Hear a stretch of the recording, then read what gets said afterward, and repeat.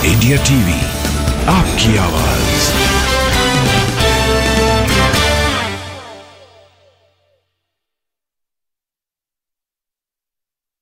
पाटनी और आइए अब देख लेते हैं आज का शब्दवाण। छत्तीसगढ़ चुनाव प्रचार के दौरान प्रधानमंत्री नरेंद्र मोदी ने कांग्रेस पर जमकर हमला बोला। पीएम ने कहा कि कांग्रेस सरकार आने का मतलब है कि आतंकवादियों और नक्सलियों के हौसले बढ़ाना। उन्होंने कहा कि कांग्रेस की सरकार मतलब लूट की सरकार, देश के हर कोने से कांग्रेस को हटा देना है। कांग्रेस की एक और बड़ी नाकामी भी रही है।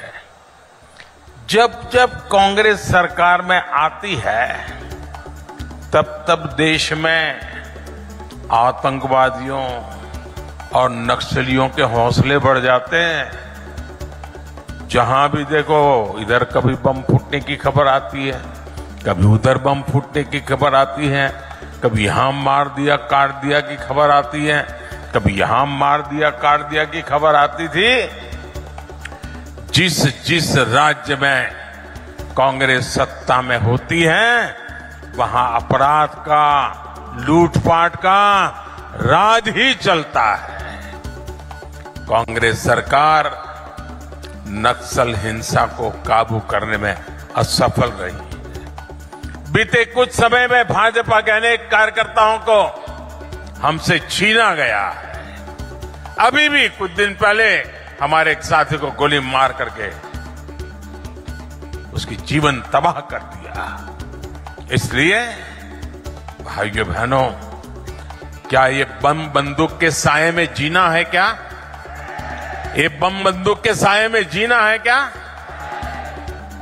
कितना ही पैसा क्यों न हो, बेटा शाम को घर न लौटे और बेटे की लाश घर पे आए, उन पैसों का क्या करेंगे हम लोग? और इसलिए भाइयों बहनों, हर किसी की सुरक्षा बहुत जरूरी है।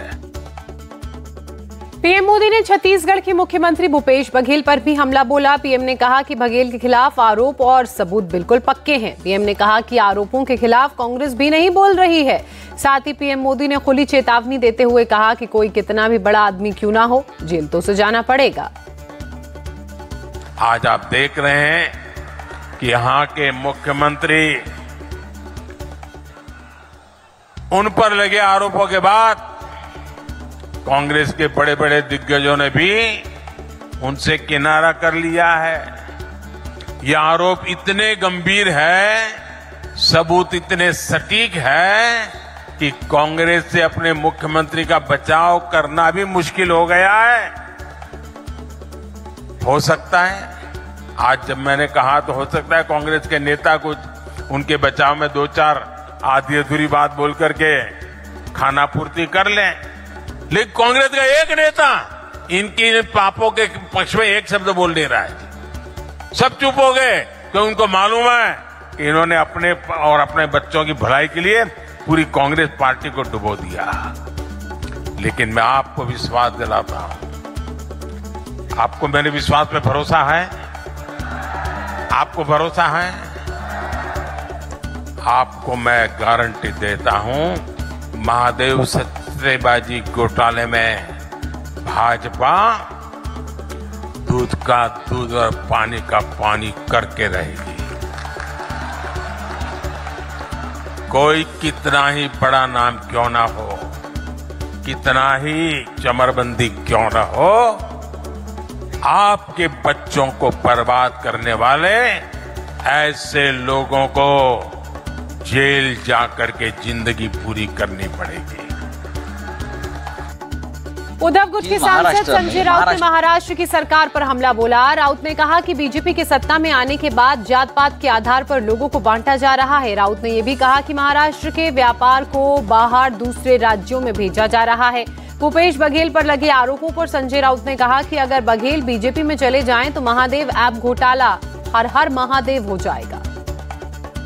कि महाराष्ट्र में, महाराष्ट्र एक प्रोग्रेसिव स्टेट है, जिन्हें हम पुरोगामी राज्य बोलते हैं। ये प्रोग्रेसिव स्टेट है। डॉक्टर बाबा साहब आम्बेडकर, महात्मा फुले, शाहू, इस ऐसे नेताओं ने ये महाराष्ट्र को एक विचार की दिशा दी है। यहाँ जात को या धर्म को कोई स्थान नहीं है, हम सब एक है इस राज्य में। लेकिन अभी कुछ महीनों से या कुछ सालों से जब से बीजेपी आई है यहाँ, तब से इस राज्य में जात के आधार पर Maratha versus OBC, Maratha versus Dhangar, Maratha versus Dalit, ये सबको एक दूसरे के खिलाफ झगड़ने के लिए मजबूर किया जा रहा है। तो शिवसेना से आह्वान है सबको कि हमारा राज्य अस्थिर करके यहाँ का उद्योग, यहाँ का रोजगार कुछ लोग बाहर बाजू के राज्य में ले जाना चाहते हैं, और इस ये जो षड्यंत्र है उसमें हमको उसमें नहीं फंसना चाहिए। ये शिवसेना की भूमिका है। ये जो महादेव ऐप की आप बात कर रहे हैं वे सच है ना।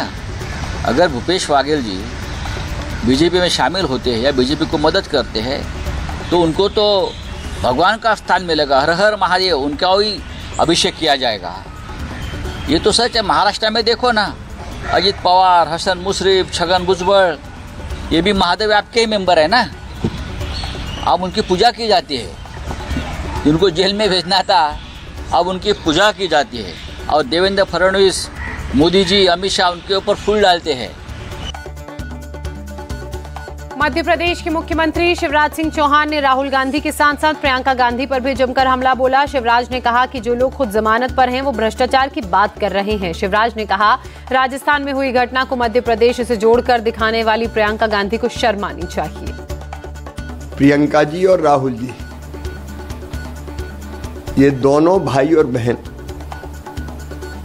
लगातार झूठ बोलते हैं, और इस कदर झूठ बोलते हैं कि कांग्रेस शासित राज्यों की नाकामियां, घपले और घोटाले वो दूसरे राज्यों की सरकारों पर मढ़ देते हैं।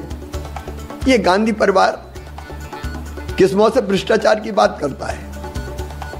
2G घोटाला, 3G घोटाला, 4G घोटाला, जीजाजी घोटाला कौन ने किया? क्या दुनिया नहीं जानती? जो लोग बेल पे चल रहे हैं, जमानत पर चल रहे हैं, वो भ्रष्टाचार के आरोप किस मुंह से लगा रहे हैं? आकंठ जहां जहां सरकारें कांग्रेस की है भ्रष्टाचार में डूबी हुई है। अभी छत्तीसगढ़ में एक आरोप लगा सट्टे का, सट्टेबाज आरोप लगा रहे हैं वहां की सरकार के खिलाफ, नाम लेके आरोप लगा रहे हैं। प्रियंका जी, आपको वो याद नहीं आता? आप बलात्कार राजस्थान में होते हैं और मध्य प्रदेश के नाम मढ़ देती हो, आपको तनिक भी शर्म नहीं आती?